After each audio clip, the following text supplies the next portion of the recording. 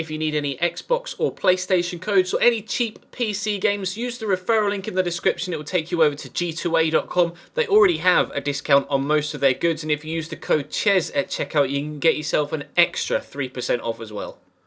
Hey guys, how's it going? Ches back again and welcome to episode number 5 of the Chelsea career mode here on FIFA 16. If you enjoyed the video, make sure you smash that thumbs up button. If we could hit over 2,000 to 2,500 likes again for this Chelsea series, that would be absolutely incredible. Continuing to get deeper into the transfer window, looking to move on Charlie Musonda out on loan. We only have a finite number of funds remaining to try and pick ourselves up a right back. There have been quite a few suggestions in the comments section. A number of them actually, unfortunately, have already been snapped up by other teams, most notably Serge Aurier of PSG. He's sadly gone to someone else. But I am looking at Igor Smolnikov. He's actually not been a name that I've seen in the comments section, but I scouted him, had a look at him, and he looks very, very good. And looks quite all-round as well. Very good pace, solid in the tackle, good passing and decent crossing as well, which could be crucial to my attacking play with my wing-backs pushing forward. So I'm going to go ahead with Igor Smolnikov. He's not the obvious signing, but perhaps that's a good thing, because a lot of obvious signings have already been made in this particular series, or on YouTube as a whole to this point. Obviously, I've signed John Stones, who was an obvious signing. As you can see, he's making his debut here against West Brom. I signed Paul Pogba. That was an obvious signing. So we're going with a more lesser-known signing this time around to try and add a little bit more uniqueness to the series. As you can see, though, Salomon Rondon starts up top for West Bromwich Albion. If those of you that have been with me for a while now will know my trials and tribulations playing against Salomon Rondon from the career mode Road to Glory with Cambridge United on FIFA 15, he always seemed to score against me for Everton when he was playing against me as Cambridge United in that particular series. I was hoping he wasn't going to continue that sort of trend of scoring against me every single game from FIFA 15 to FIFA 16. We started off on the attack though. The first cross wasn't very well dealt with by the defender, and we were able to pick off the man on the edge of the box with Hazard again. Fabregas worked it to Aspi. Decent strike, not the best, but drew a decent save out of Ben Foster. Couldn't quite hold it at the first attempt and had to just kind of pat it down to take the sting out of the shot. Then West Brom decided to come forward themselves. Stefan Sessegnon down this right hand side, gets around the outside of John Stones, squares it inside to Jakob. His first touch is brilliant, squares it across. Yeah, Salomon Rondon arrives at the back post to make it West Bromwich Albion 1, Chelsea 0 after 29 minutes. He just had to. It was written in the stars. Salomon Rondon always scores against me on career mode. I couldn't believe it. But we pushed into the 35th minute now, trying to get ourselves back on level terms. West Brom had been completely on the back foot for the entirety of the game so far. That shot was on target, but unfortunately it took a deflection off the back of Oscar and went out for a goal kick, sadly. But we're into the second half now, trying to get ourselves back into it. Obviously, we have dropped the difficulty down to professional from world class, and I did find I could notice the difference in the way that the AI played on professional. They were definitely less attack minded, but to be fair, I'm playing West Brom. It's perhaps not the best indication of how good the AI could potentially be on professional rather than world class. They were solid defensively though. I had to work so hard to create these chances, and as you can see, none of them really clear-cut chances either, but we're having numerous attacks and efforts on goal, which is something that we weren't able to do on world class. On world class, the CPU just held onto the ball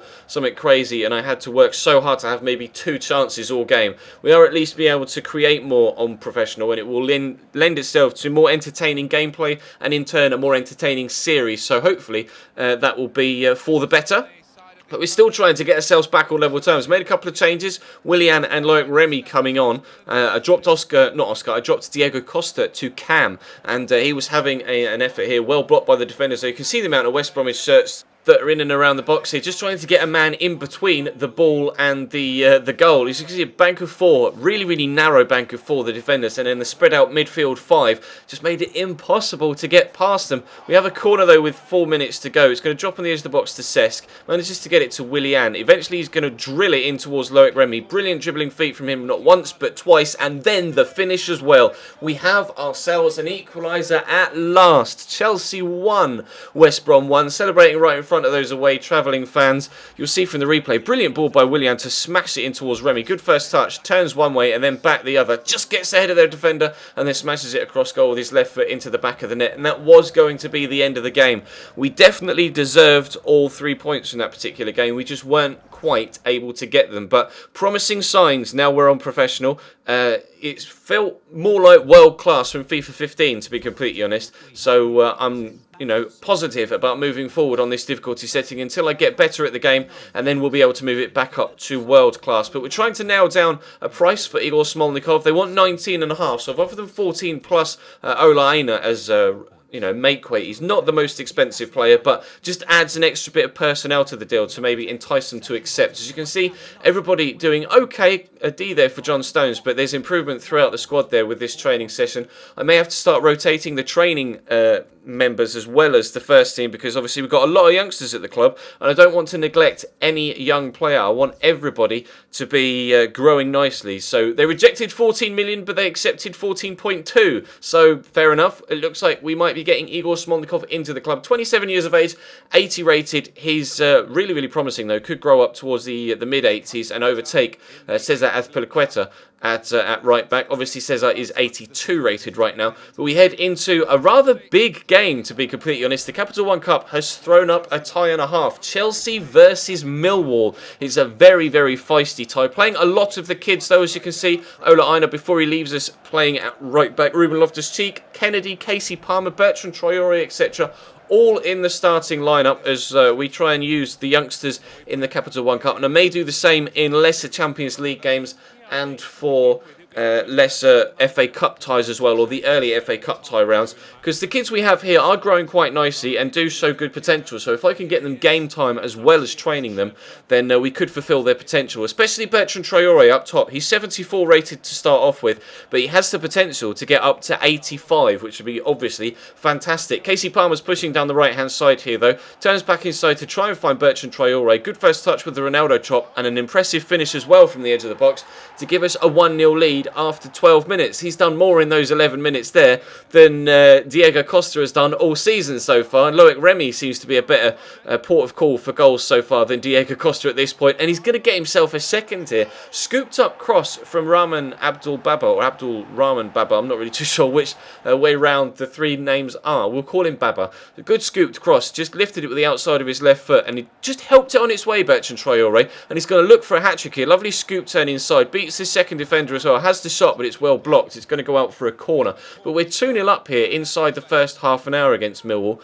Millwall obviously a League One side now, not a Championship team, and they're clearing the ball off the line, stopping Pabiji Labozi getting his first goal for the club, cleared away off the goal line as well. Really strong header from that set piece, and we weren't quite able to make it 3-0, but we were being dominant. Ford drills it out towards his right back here, but they're going to be loose with possession. Gets it to Casey Palmer. He has a pop shot from 30 yards and draws a good save out of the goalkeeper, but we were just so dominant here against Millwall. They couldn't cope, and this is only my, heavily rotated youth squad playing in this game, and we were just all over them. The kids really stepped up to the plate here. Traore tries to thread it through there, gets blocked off the defender, drops back to him, tries to find the bottom corner, can't quite do it. Ruben Loftus-Cheek drills it back towards the middle, and Traore again is denied his hat-trick by a good save from the goalkeeper. Going to work it short from the free kick here. Kennedy picking it up from Ruben Loftus-Cheek, turns back inside, gets it to Falcao. Nice little fake shot, turns inside, and a good, powerful, strong finish from the substitute to give us a 3-0 lead and really put the game beyond sight for Millwall, although they hadn't really threatened at all throughout the entirety of this game. I was going to say second half, but they didn't threaten in the first half either. Nice ball by Kennedy, drilling it across to Falcao. Good first touch, and then the shot was really good. Ford perhaps unlucky with the save, got enough on it to maybe get it around the post or over the bar, but unfortunately for him it went down off his arm and into the ground and into the net rather than up off his arm and over the top of the bar. Falcao just gets himself back on side here as well. They're going to look for a second for him. Lovely finesse shot, comes off the post. Bertrand Traore cannot get himself this hat-trick. Open goal to aim at, hits it first time, fires it well over the top of the bar. Millwall coming forward in stoppage time. Surely we're not going to concede a goal. No, we pick it off of them and work a really nice move actually. Falcao eventually plays a through ball through to Bertrand Traore. He's really tired, but he is able to get himself that hat-trick goal, finessing it into the far bottom corner. A dominant 4-0 performance and a 4-0 scoreline.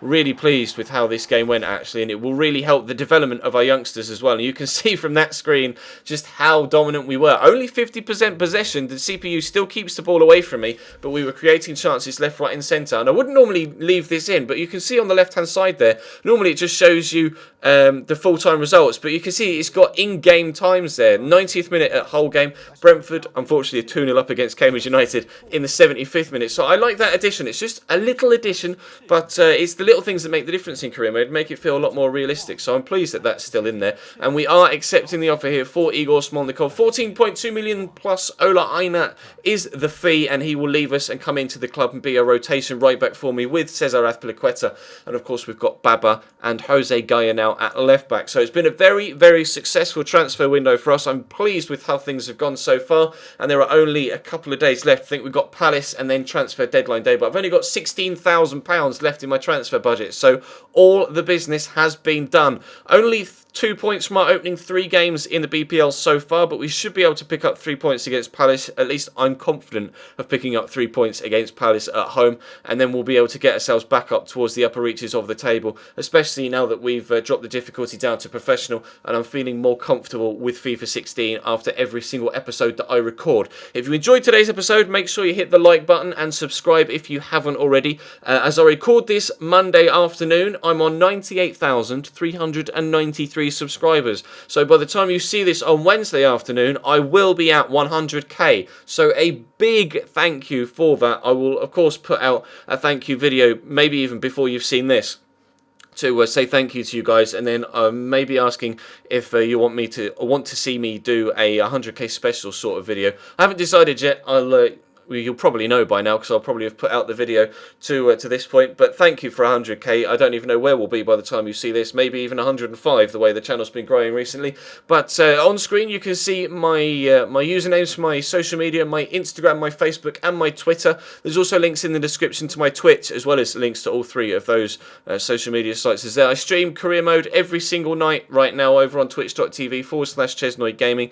So come on over and join me over there. But there'll be, of course, it's Wednesday, so there'll be a Wolfsburg career mode later on this evening. There was a My Player episode yesterday, as well as obviously a previous episode of this series. If you don't know what and when I upload, check the description of any video. It has my schedule in there, and check the channel page as well for anything you may have missed over the past few days. But for now, that's all from me for this afternoon. Thank you very much for watching, guys, and I'll see you next time.